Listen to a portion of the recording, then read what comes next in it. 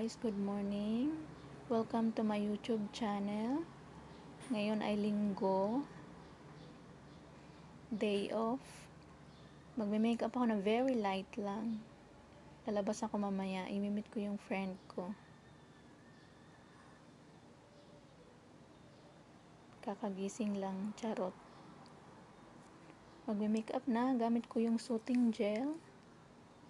Ginagamit ko siya every night, pero ngayon bet ko siyang gamitin. Ayan.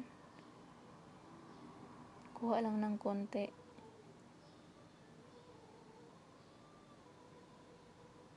Put it all over your face.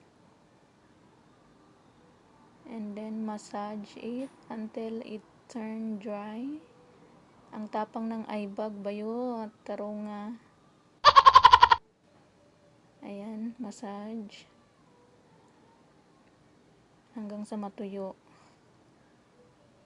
Hintay lang ng mga 3 minutes to dry. Okay? Ayan, umiiba na yung weather. Kilay time.